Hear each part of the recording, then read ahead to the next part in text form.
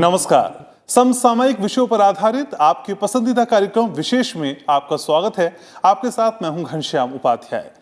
आजादी के बाद से कई दशकों तक स्वास्थ्य के क्षेत्र में बुनियादी सुविधाओं से लोग महरूम रहे। लाखों लोग महरूम रहे। सैकड़ों गंभीर बीमारियों की गिरफ्त में आकर लाखों लोग हर साल अपनी जान गंवाते थे। साथ ही महंगे इलाज के चलते बड़ी संख्या में लोग अस्पताल जाने की हिम्मत तक नहीं जुटा पाते थे।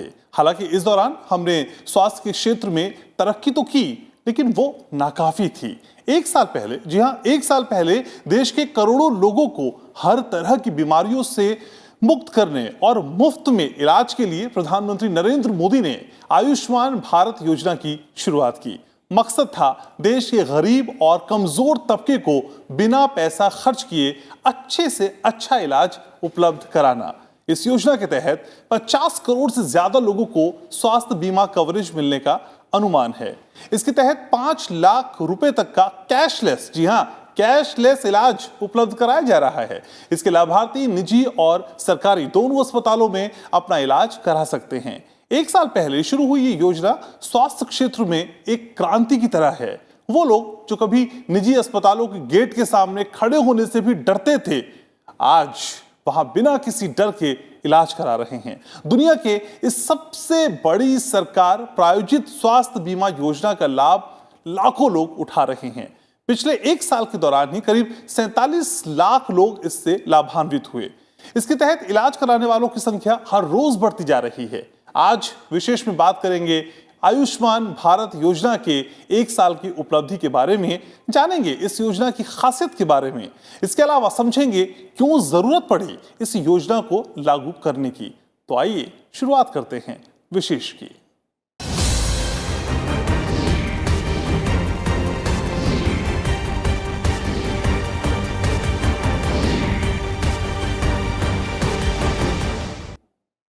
प्रधानमंत्री नरेंद्र मोदी की महत्वाकांक्षी आयुष्मान भारत प्रधानमंत्री जन आरोग्य योजना को एक साल पूरा हो गया है।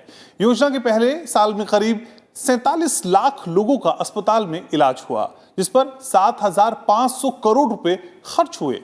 प्रधानमंत्री नरेंद्र मोदी ने 23 सितंबर 2018 को रांची में इस योजना की शुरुआत की थी।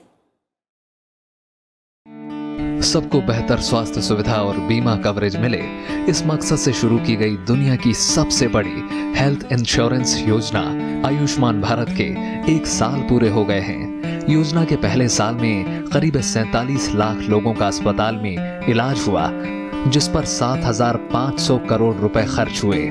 राष्ट्रीय स्वास्थ्य प्राधिकरण ने बयान जारी कर इसकी जानकारी दी। योजना के तहत हर मिनट 9 लोग इलाज के लिए अस्पताल में भर्ती हुए, यानी आयुष्मान भारत योजना के तहत हर 1 मिनट में 9 लोगों को इलाज मिला। वर्तमान में ये योजना 32 राज्यों और संघ शासित प्रदेशों में लागू है। योजना के तहत एक साल में पात्र लाभार्थियों को 10.3 करोड़ ई कार्ड जारी किए जा चुके हैं। आयुष्मान भारत योजना के तहत पूरे देश में फिलहाल 18,000 से ज्यादा अस्पताल और हेल्थ केयर प्रोवाइडर जुड़ चुके हैं। योजना के तहत 21,000 से भी अधिक हेल्थ एंड वेलनेस सेंटर शुरू हो गए हैं। पूरे देश में 1.5 lakh health and wellness centre दिसंबर 2022 तक चालू हो जाएंगे। एक साल में असाधारण प्रगति हुई है। सारे देशवासी ही खुश नहीं हैं, अपितु सारे संसार में इस योजना की प्रशंसा हुई है। यूनाइटेड नेशंस ने प्रशंसा की है, वर्ल्ड हेल्थ ऑर्गेनाइजेशन ने प्रशंसा की है, वर्ल्ड बैंक ने प्रशंसा की है। एक वर्ष में ही 47 लाख गरीब लोगों को बड़े से बड़ा ऑपरेशन, बड़े से बड़ा इलाज, बड़े से बड़ी स्वास्थ्य की समस्या का समाधान देश के किसी भी अस्पताल में वो चले गए तो उनका समाधान हो गया। कोई भी गरीब आदमी कहीं पर भी बीमार पड़ जाए तो किसी भी अस्पताल में घुसने पर उसका इलाज से उसको वंचित नहीं रखा जा सकता। इस बीच प्रधानमंत्री नरेंद्र मोदी ने न्यूयॉर्क में यूनिवर्सल हेल्थ कवरेज पर संयुक्त राष्ट्र में संबोधन के दौरान कहा कि उनकी सरकार ने सभी किफायती स्वास्थ्य देखभाल सेवाएं उपलब्ध कराने के लिए आयुष्मान भारत जैसे कुछ ऐतिहासिक कदम उठाए हैं। उन्होंने कहा कि 50 करोड़ से अधिक लोगों को इस योजना से जीवन की नई आशा मिली है। यूनिवर्सल हेल्थ यानी सार्वभौमिक स्वास्थ्य देखभाल पर आयोजित अब तक की सबसे पहली उच्च स्तरीय बैठक में उन्होंने कहा कि भारत ने स्वास्थ्य क्षेत्र के 4 प्रमुख स्तंभों रोगों से बचाव पर जोर, किफायती स्वास्थ्य सेवाएं, आपूर्ति में सुधार और मिशन मोड पर काम करने पर ध्यान केंद्रित किया है। प्रधानमंत्री ने कहा कि टीबी से मुक्ति को लक्ष्य हासिल करने के लिए उनकी सरकार मिशन मोड पर काम कर रही है। संयुक्त राष्ट्र ने जहां सतत विकास लक्ष्यों के लिए 2030 तक की समय सीमा तय की है, वहीं भारत ने टीबी रोग के खात्मे के लिए 2025 तक की समय सीमा निर्धारित की है। हमने विश्व की सबसे बड़ी हेल्थ एश्योरेंस योजना आयुष्मान भारत को लागू किया है।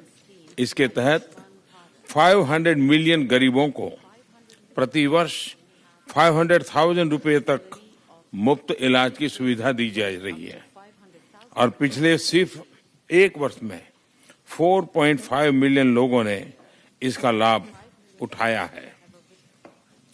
हमने 5,000 से अधिक स्पेशल फार्मेसी शुरू की है, जहां 800 से अधिक अहम दवाइयां अफोर्डेबल कीमत पर उपलब्ध कराई जा रही हैं। संयुक्त राष्ट्र के मंच से प्रधानमंत्री नरेंद्र मोदी ने कहा कि स्वास्थ्य सेवा क्षेत्र में भारत के अनुभव और क्षमताओं से दुनिया सीख सकती है। अच्छा स्वास्थ्य सबका अधिकार है। किफायती स्वास्थ्य देखभाल सुविधाओं में भारत का अनुभव सभी विकासशील राष्ट्रों के लिए उपलब्ध है। भारत के प्रयास भारत की सीमाओं के अंदर तक ही सिमटे नहीं हैं। हमने कई देशों, विशेष रूप से अफ्रीका के देशों में टेलीमेडिसिन द्वारा अफोर्डेबल हेल्थ केयर की एक्सेस बढ़ाने में सहयोग किया है और आगे भी करते रहेंगे। हमारा अनुभव और हमारी क्षमताएं सभी विकासशील देशों के लिए उपलब्ध है। राष्ट्रीय स्वास्थ्य प्राधिकरण यानी एनएचए के मुख्य कार्यकारी अधिकारी डॉक्टर इंदु भूषण के मुताबिक सरकार अधिक से अधिक देशवासियों को योजना के प्रति जागरूक करने पर जोर दे रही है ताकि वे बीमारी में अस्पताल में भर्ती होने की स्थिति में लाभ उठा सकें। आयुष्मान भारत के 1 साल पूरे होने के मौके पर केंद्र सरकार 15 से 30 सितंबर तक 1 वर्ष पूरा आयुष्मान भारत पखवाड़ा मना रही है। इस पूरे पखवाड़े के दौरान चलाए जाने वाले राष्ट्रीय अभियान के तहत आयुष्मान भारत के साथ ही पोषण अभियान और स्वच्छता अभियान के बारे में जागरूकता बढ़ाने की कोशिश की जा रही है। प्रधानमंत्री जन आरोग्य योजना यानी आयुष्मान भारत के तहत प्रत्येक गरीब परिवार को 5 लाख रुपए का वार्षिक स्वास्थ्य बीमा उपलब्ध कराया जाता है। इस योजना से गंभीर और भयानक बीमारियों के लिए प्रति वर्ष प्रति परिवार 5 लाख रुपए का स्वास्थ्य आश्वासन कवर मुहैया कराया जा रहा है। इसका प्रीमियम भुगतान पूरी तरह से सरकार करती है। कुल मिलाकर योजना का लाभ 50 करोड़ देशवासियों को उपलब्ध होने का अनुमान है। आयुष्मान भारत योजना को राष्ट्रीय स्वास्थ्य प्राधिकरण और विभिन्न राज्य मिलकर मजबूत भागीदारी के साथ चला रहे हैं। Bureau report, Rajya Sabha TV. दरअसल आयुष्मान भारत योजना को शुरू करने का मकसद देश के आम लोगों को स्वास्थ्य बीमा का फायदा देना है। इस योजना के तहत देश के 10 करोड़ 74 लाख परिवार के लगभग 50 करोड़ से ज्यादा लोगों को 5 लाख रुपए तक का कैशलेस इलाज मिलेगा और इसके तहत देश की 40% आबादी लाभान्वित होगी। आइए जानते हैं क्या है आयुष्मान भारत योजना और इससे किस तरह के लाभ मिलेंगे।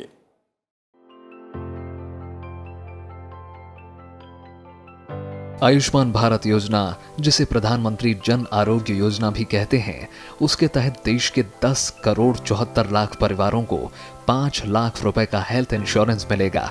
इस योजना के दायरे में देश के करीब 50 करोड़ से ज्यादा लोग शामिल हैं, जिसमें ग्रामीण इलाकों के 8 करोड़ 3 लाख और शहरी इलाकों के 2 करोड़ 33 लाख परिवार शामिल हैं। इस योजना की पूरी जानकारी इसके हेल्पलाइन नंबर और वेबसाइट पर उपलब्ध है। आयुष्मान भारत के 2 कंपोनेंट हैं। एक है प्राइमरी हेल्थ केयर को स्ट्रेंथन करना और उसके अंदर हम हेल्थ एंड वेलनेस सेंटर खोल रहे हैं। दूसरा है और बहुत ही इम्पोर्टेंट प्रधानमंत्री जन आरोग्य योजना PM-जय जिसे हम कहते हैं। तो PM-जय में आपको मालूम है कि 5 लाख का कवरेज देते हैं हम फैमिलीज़ को। इसमें 10.47 करोड़ फैमिलीज़, करीब 50 करोड़ बेनिफिशरीज़, जो 40% के करीब हमारी पॉपुलेशन जो नीडी है, मोस्ट नीडी है, उसको कवर करते हैं। आयुष्मान भारत की गाइडलाइंस के मुताबिक ये पूरी तरह से कैशलेस और पेपरलेस है। इसके तहत प्राइवेट और सरकारी दोनों ही अस्पतालों में इलाज करवाया जा सकता है। योजना के मुताबिक परिवार चाहे कितना भी बड़ा हो, सभी को फायदा मिलेगा। साथ ही आयुष्मान भारत योजना का लाभ लेने के लिए उम्र की कोई सीमा नहीं है। योजना के तहत गरीब और ग्रामीण परिवारों को सामाजिक, आर्थिक और जातीय जनगणना 2011 के हिसाब से चुना गया है। इसके तहत ग्रामीण इलाकों की आबादी में D1, D2, D3, D4, D5 और D7 कैटेगरी के लोगों को शामिल किया गया है।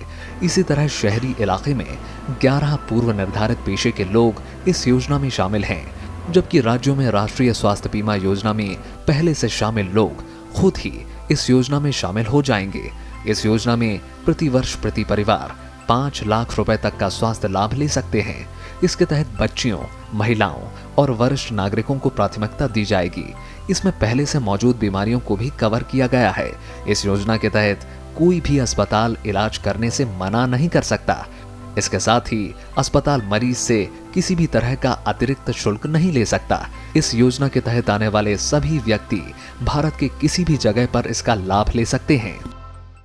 इसमें 2 तरह के लोग हैं। एक तो जो पहले एक RSBY योजना चल रही थी, तो उसका कार्ड जिसके पास है वो इस योजना में सम्मिलित हैं। और दूसरा RSBY के अतिरिक्त एक सर्वे हुआ था SECC, socio economic caste census, ये 2011 में हुआ था। तो उसमें हमारे पास सूची है उनकी, और उसमें कुछ ऐसी डिप्रिवेशन कैटेगरीज़ हैं। तो इस तरह की 6 कैटेगरीज़ हैं रूरल एरियाज़ में, उनको लिया है। अर्बन एरियाज़ में ये जो ऑक्यूपेशनल कैटेगरीज़ हैं कि जो कंस्ट्रक्शन वर्कर्स हैं या ट्रांसपोर्ट वर्कर्स हैं या सैनिटेशन वर्कर्स हैं, उस तरह की कई सारी कैटेगरीज़ हैं, उनको लिया गया है। सरकार ने अपनी गाइडलाइंस में ये भी बताया है कि कौन कौन से लोग आयुष्मान भारत का लाभ नहीं उठा सकते हैं। इस हिसाब से वे लोग आयुष्मान भारत योजना के पात्र नहीं हैं जिनके पास 2 पहिया, 3 पहिया, 4 पहिया वाहन और फिशिंग बोट है। वो जिनके पास 3 पहिया और 4 पहिया एग्रीकल्चर इक्विपमेंट्स यानी ट्रैक्टर हैं। वे परिवार जिनके पास 50,000 रुपए से ज्यादा की लिमिट का क्रेडिट कार्ड है। जिस परिवार का सदस्य सरकारी नौकरी करता है, वैसे परिवार जिसका गैर कृषि कारोबार सरकार में रजिस्टर्ड है। इसके अलावा इनकम टैक्स भरने वाले परिवार को भी इसमें शामिल नहीं किया गया है, या वैसे परिवार जो प्रोफेशनल टैक्स भरता है उन्हें भी शामिल नहीं किया गया है। ऐसे परिवार जिनके पास 3 या उससे अधिक कमरे या पक्की दीवार और छत वाला मकान है, जिसके पास रेफ्रिजरेटर और लैंडलाइन फोन है, साथ ही जिसके पास 2.5 एकड़ से ज्यादा एक सिंचाई यंत्र के साथ सिंचित भूमि है, जिसके पास 5 एकड़ से ज्यादा 2 फसल सीजन वाली सिंचित भूमि है, या जिसके पास एक सिंचाई यंत्र के साथ 7.5 एकड़ या उससे ज्यादा जमीन है, ऐसे लोग भी इस योजना में शामिल नहीं किए गए हैं। उसका एक कारण ये है कि जब गरीब आदमी बीमार होता है, उसको अस्पताल जाना होता है, तो उसके पास कोई विकल्प नहीं होता। या तो उसको उधार लेना पड़ता है, या जो उनका एसेट है, थोड़ी बहुत ज़मीन है या मवेशी हैं, बेचने पड़ते हैं, या वो उस सुविधा को ना ले। और ये भी कोई भी जो विकल्प है, अच्छे विकल्प नहीं है ये सब। और हमारे कई स्टडीज़ हैं वो दिखाती हैं कि हर साल 1 साल में 6 करोड़ लोग गरीबी रेखा के नीचे चले जाते हैं, क्योंकि उनको ये मेडिकल जो एक्सपेंडिचर है उसकी वजह से। इस योजना की पूरी जानकारी के लिए हेल्पलाइन नंबर और वेबसाइट उपलब्ध है। सरकार ने www.abnhpm.gov.in नाम से आयुष्मान भारत की वेबसाइट लॉन्च की है। इसमें इस योजना से जुड़ी पूरी जानकारी है। इसके अलावा एक हेल्पलाइन नंबर 14555 भी जारी किया गया है। इस पर कॉल कर ये पता लगाया जा सकता है कि आप आयुष्मान भारत योजना या प्रधानमंत्री जन आरोग्य योजना के तहत पात्र हैं या नहीं। इसके अलावा वेबसाइट mera.pmj.gov.in पर जाकर भी अपना मोबाइल नंबर देकर इसे चेक किया जा सकता है। मोबाइल नंबर डालने के बाद एक OTP आएगा। इस OTP नंबर को वेबसाइट में डालना होगा और फिर आप अपना नाम, mobile number, ration card number और RSPY URN और अपने प्रदेश का नाम डालकर भी इसे चेक कर सकते हैं कि इसमें आपका नाम जुड़ा है या नहीं। लोगों की मदद के लिए सरकार ने आयुष्मान मित्र भी नियुक्त किए हैं। इस योजना के लाभार्थियों को QR कोड वाले लेटर भी दिए जाएंगे। इसमें उनकी पूरी जानकारी रहेगी। Bureau report, Rajya Sabha TV. अब बात करते हैं आयुष्मान भारत के तहत मिलने वाली स्वास्थ्य सुविधाओं की। इसमें गरीब और जरूरतमंद लोगों को बीमा कवरेज के साथ ही सस्ते इलाज की भी सुविधा बड़े पैमाने पर उपलब्ध है। सरकार का दावा है कि नेशनल हेल्थ प्रोटेक्शन स्कीम के तहत होने वाला इलाज सेंट्रल गवर्नमेंट हेल्थ स्कीम यानी CGHS के तहत मिलने वाली स्वास्थ्य सुविधाओं से सस्ता है।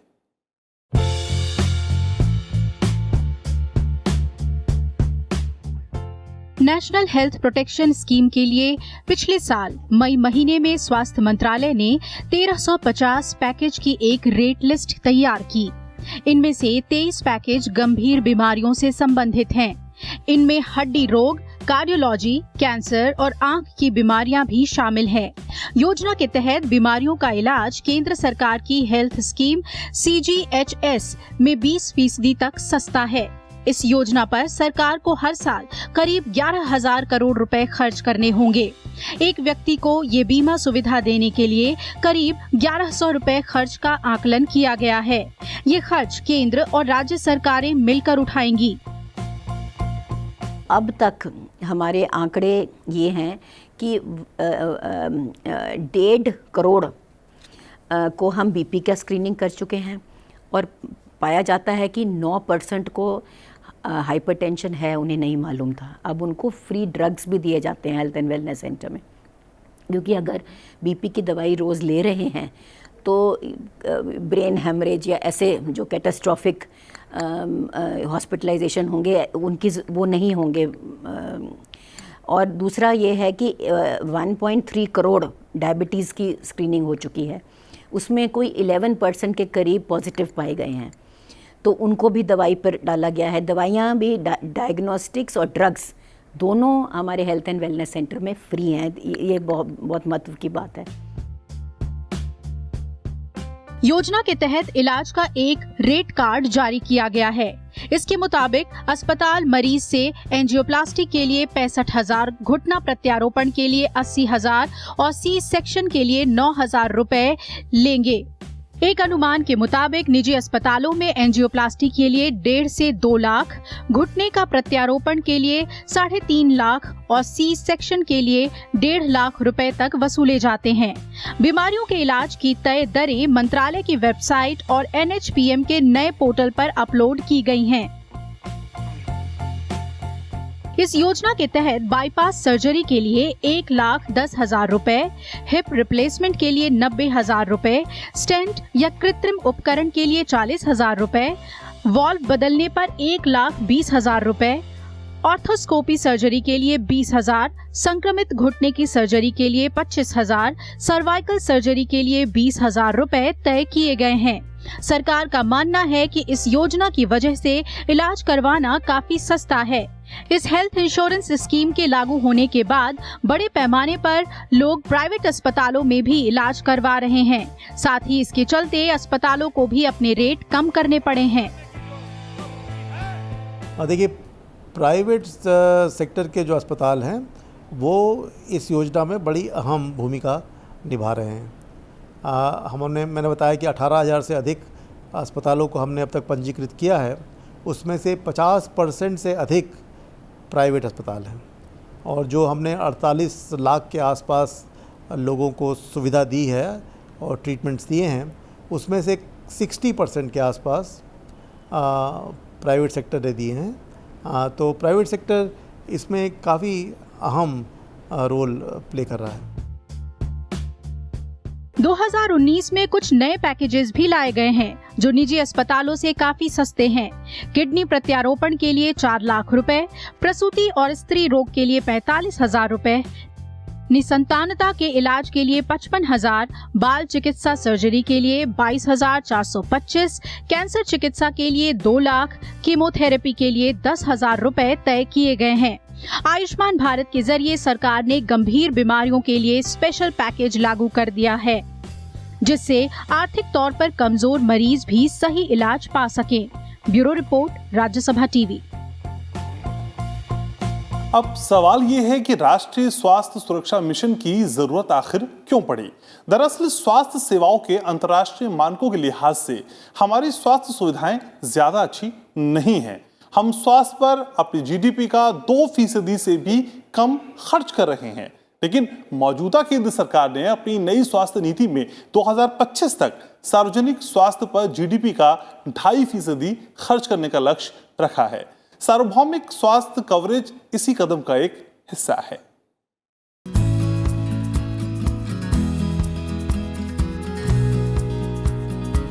2018 में स्वतंत्रता दिवस के मौके पर जब लाल किले से अपने भाषण में प्रधानमंत्री नरेंद्र मोदी ने आयुष्मान भारत योजना लागू करने का ऐलान किया, तो उनका मकसद था देश के हर गरीब को बीमारी के संकट से बचाना। दरअसल भारत सरकार देश के गरीब लोगों को उच्च गुणवत्ता वाली स्वास्थ्य सेवा देने के लिए प्रतिबद्ध है।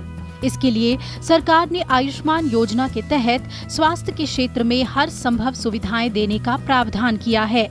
आयुष्मान भारत के तहत 2 तरह की स्वास्थ्य सेवाओं को अपनाया गया है। सबसे पहले स्वास्थ्य और कल्याण केंद्रों का निर्माण घरों के करीब करना, ताकि जल्द से जल्द स्वास्थ्य सेवा मिल सके, और दूसरा प्रधानमंत्री जन आरोग्य योजना के तहत गरीब और आर्थिक रूप से कमजोर लोगों को गंभीर बीमारियों के वक्त सही इलाज मिल सके, ये सुनिश्चित करना। प्रधानमंत्री जन आरोग्य योजना सार्वभौमिक स्वास्थ्य कवरेज और सतत विकास लक्ष्य की दिशा में एक महत्वपूर्ण कदम है। इसको इसलिए ज़रूरत पड़ी कि देखिए हमारा आउट ऑफ पॉकेट एक्सपेंडिचर, इसका मतलब ये है कि महीने में जितना मैं कमाती हूँ उसमें कितना मेरा फैमिली का हेल्थ पर एक्सपेंडिचर होता है, कितना खर्चा होता है। खर्चा बहुत है, क्योंकि आजकल जैसे मैंने बोला कि ये जो कैंसर, हार्ट प्रॉब्लम्स, डायबिटीज़ और हाइपरटेंशन, इन सब बीमारियों के कारण हॉस्पिटलाइजेशन का खर्चा बहुत। और कई बार तो क्या होता था कि गरीब को तो अगर जैसे टीबी हो गई या कैंसर हो गया, तो इसका मतलब ये है कि कई जनरेशन ही गरीबी में डूब जाते थे। ज़मीन बेचनी पड़ती थी, बच्चों का स्कूल रुक जाता था, नौकरी करनी पड़ती थी, और ऐसे ऐसे बहुत ही डिसीजन लेने पड़ते थे एक फैमिली को कि वो अपने जो बीमार हुआ है उसका इलाज कर सकें। देश में स्वास्थ्य सेवाओं पर होने वाले कुल खर्च का करीब 70% निजी क्षेत्र से आता है। यानी हमारे यहाँ स्वास्थ्य सेवाओं के विकास पर जितना पैसा खर्च हो रहा है, उसमें निजी क्षेत्र की हिस्सेदारी 2/3 के करीब है। हालांकि स्वास्थ्य को सेवा क्षेत्र माना जाता है और समझा जाता है कि इनकी स्थापना का उद्देश्य पैसा कमाना नहीं है, लेकिन ऐसा होता नहीं है। कई बड़े बड़े निजी अस्पताल CSR, जनसेवा या चैरिटेबल ट्रस्ट के नाम पर चल रहे हैं, लेकिन इनमें बहुत सारे बाजारवाद की जकड़ में आ चुके हैं। सही इलाज ना मिलने, समय पर इलाज ना मिलने और इलाज का खर्च ना उठा पाने की वजह से हर साल लाखों लोग अपनी जान गंवा देते हैं। देश में आजादी से पहले सर जोसेफ विलियम भोरे की अध्यक्षता में एक समिति बनी। इस समिति ने 1946 में स्वास्थ्य सेवाओं में सुधार के लिए बहुत सारे सुझाव दिए। समिति ने देश के सभी नागरिकों को पूरी तरह मुफ्त स्वास्थ्य सेवाओं की वकालत की। समिति ने कहा कि लोगों के इलाज की जिम्मेदारी सरकार की है। समिति ने ये भी कहा कि सरकार हर 40,000 लोगों की आबादी पर कम से कम एक प्राथमिक स्वास्थ्य केंद्र जरूर बनाए। समिति ने हर 1 लाख की आबादी पर 75 बिस्तर वाला एक अस्पताल, हर 30 प्राथमिक स्वास्थ्य केंद्रों पर 50 बिस्तरों वाला एक अस्पताल और हर जिला मुख्यालय पर 2400 बिस्तर वाला एक अस्पताल और एक मेडिकल कॉलेज बनाने की सिफारिश की। इसके अलावा समिति ने तपेदिक, मलेरिया, हैजा और तमाम वेक्टर जनित रोगों से बचाव के लिए खास कार्यक्रम बनाने और चलाने पर जोर दिया। समिति ने कहा कि सरकारी बजट का कम से कम 15% सार्वजनिक स्वास्थ्य कार्यक्रमों पर खर्च होना चाहिए। लेकिन इन सिफारिशों पर आजादी के 70 साल गुजर जाने पर भी पूरी तरह से अमल नहीं हो पाया। इसमें कई ऐसे परिवार हैं जब बीमार होते हैं तो वो गरीबी रेखा के अंदर चले जाते हैं, तो उनको बचाने के लिए इस योजना को शुरू किया गया है। और उद्देश्य ये है कि कोई भी व्यक्ति इस वजह से कि वो पैसा नहीं है उसके पास, वो अफोर्ड नहीं कर सकता है, इस वजह से वो किसी ट्रीटमेंट से वंचित ना हो, ये मेन उद्देश्य है इस योजना का। सरकारी स्वास्थ्य सेवाओं की बदहाली के बीच निजी अस्पतालों में इलाज दिन ब दिन महंगे होते गए। पिछले 10 साल में अस्पताल में दाखिल होने का खर्च 300% तक बढ़ गया है। इसे पूरा करने में लोगों की घरेलू बचत का एक बड़ा हिस्सा चला जाता है। ऐसे में स्वास्थ्य के क्षेत्र में आयुष्मान भारत एक नई क्रांति है। इस योजना के लागू होने के बाद गरीब लोगों को इलाज के लिए पैसे के अभाव से नहीं गुजरना पड़ रहा है, जो एक बेहद सकारात्मक तस्वीर है। Bureau report, Rajya Sabha TV.